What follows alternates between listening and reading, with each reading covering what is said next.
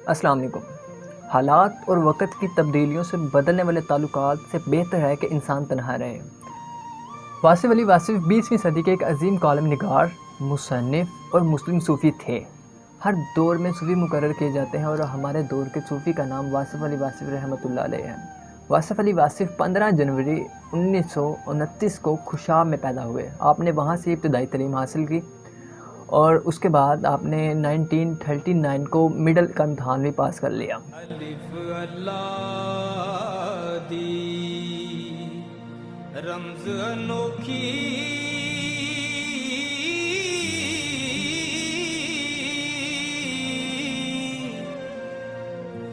عقلاں نال نہ ملدا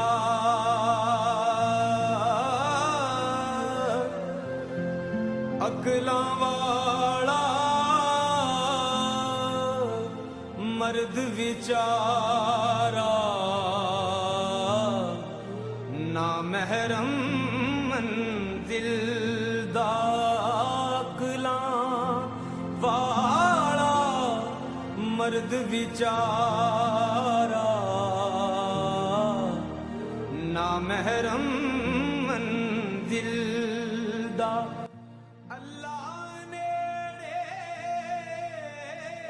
اس کے بعد آپ کے والد نے آپ کو آپ کے تایا جان کے پاس جنگ بھیج دیا۔ آپ کے تایا جان جو کہ قائد اعظم کی زیر نگرانی مسلم لیگ میں بہت دیر تک کام کرتے رہے تھے، اور آپ کے والد یہ سمجھتے تھے کہ آپ کو ان کی زیر نگرانی بھیج دینا چاہیے۔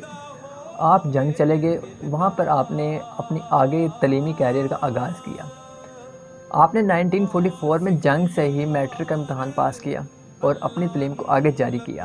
آپ نے پھر ایف اے کا امتحان دیا جو کہ آپ نے فرسٹ ڈویژن حاصل کی، اور اس کے بعد پنجاب یونیورسٹی کے تحت بی اے کا امتحان دیا اور آپ نے اس میں بھی فرسٹ ڈویژن حاصل کی۔ اس کے بعد آپ نے ایم اے انگریزی ادب میں داخلہ لیا۔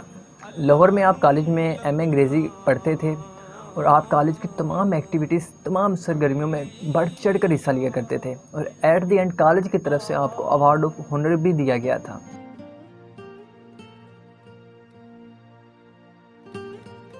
3 جون 1954 کو آپ نے سول سروسز کا امتحان دیا اور اللہ تعالیٰ نے آپ کو ان میں بھی کامیابی دی، لیکن طبیعت کی انفرادیت اور درویشی کے مزاح کی وجہ سے آپ نے سول سروسز کو ترجیح نہ دی اور پھر لاہور میں کچھ پرائیویٹ اسکولوں کو پڑھانا شروع کر دیا۔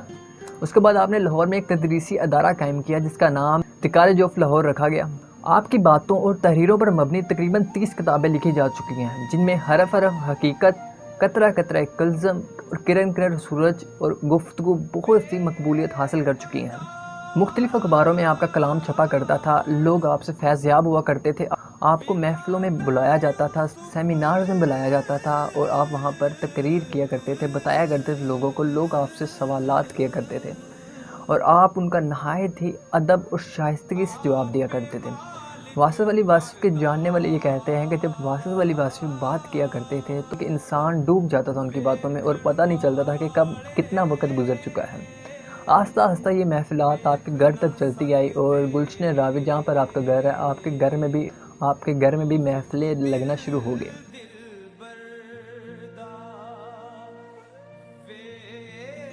اور وہاں پر بھی لوگ آپ سے سوالات کرتے، آپ جوابات دیتے۔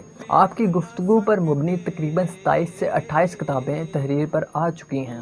واصف علی واصف کے اقوال ہر زندگی گزارنے والے اور سننے والے کے لیے ایک مؤثر کام رکھتے ہیں، اور تمام نامور شخصیت کے درمیان آپ کا موضوع گفتگو چلتا رہتا ہے۔ آپ کا جو کرائٹیریا تھا نا، آپ کہتے تھے کہ دیکھو اگر گھر، کپڑے، گاڑی، اگر یہ تمہاری شناخت ہے تو پھر تمہاری شناخت کیا ہے؟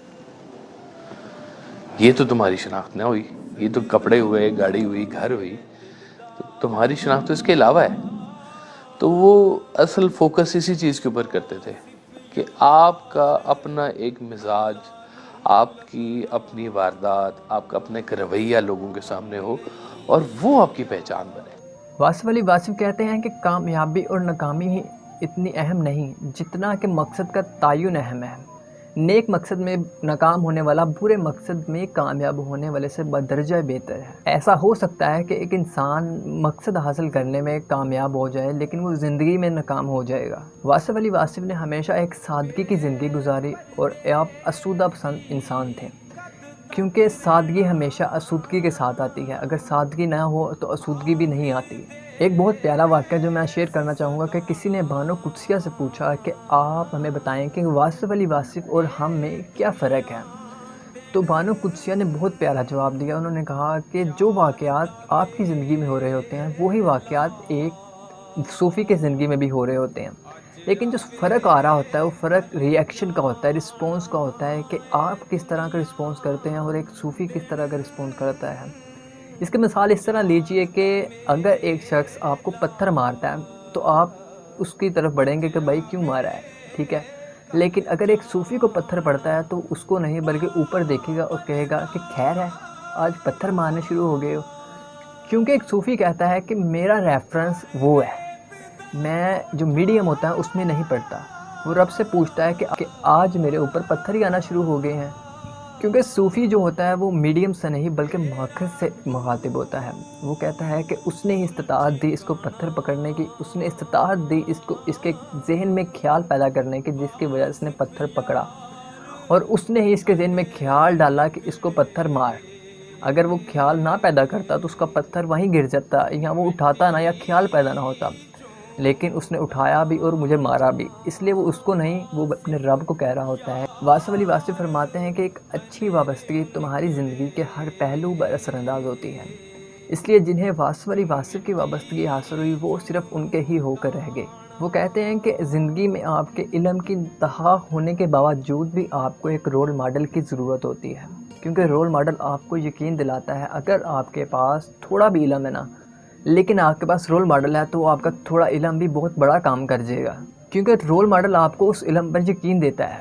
واصف علی واصف کی زندگی ہمارے لیے بہت ہی بہترین نمونہ ہے۔ ان کی باتیں، ان کے اقوال خلق خدا کو بہت ہی حقیقتوں سے آشنا کرتی ہے۔ آپ کا سالانہ عرس 24 رجب کو منایا جاتا ہے،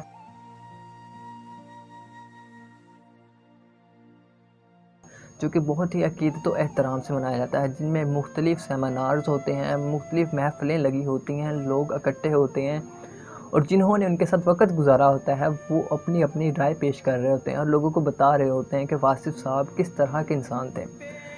ان میں کچھ لوگوں کا ذکر کروں گا کہ جن میں نامور شخصیات شفاق احمد صاحب ہیں، قدرت اللہ شہاب جیسی شخصیات بھی ہیں جنہوں نے ان سے علم حاصل کیا، جنہوں نے ان کے ساتھ وقت گزارا، ان سے سوالات کیا کرتے تھے، ان سے پوچھا کرتے تھے۔ بانو قدسیہ بھی شامل ہیں۔ واصف علی واصف نے اپنی زندگی میں مخلوق کو صرف حقیقی عشق سے آگاہ کیا، ان کو بتاتے رہے کہ صرف وہ رب ہے اور اسی سے مانگو، اسی کے سامنے ہاتھ پھیلاؤ۔ اور آپ 18 جنوری 1993 کو اس دنیا سے رخصت ہو گئے، لیکن آپ کی تصانیف، آپ کی تحریریں، آپ کے کالمز آج بھی موجود ہیں اور لوگ ان سے آج تک مستفید ہوتے آ رہے ہیں۔ واصف علی واصف کا آخر پر کچھ شعر ہیں، کچھ اقوال ہیں جو میں آپ سے ضرور شیئر کروں گا۔ بچے جو ہیں آج کی جدید دور کی جو چیزیں ہیں یا جو علوم ہیں، بچے اس سے نا واقف نہ رہیں۔ آپ کہتے تھے کہ علوم جدید دو تاکہ ان کی زندگی سنور سکے، مذہب ان کو قدیم دو تاکہ ان کی عاقبت درست رہے۔ علم آج کا اور دین پرانا والا۔ سونگے کئی بیچارے واصف یار جگا کے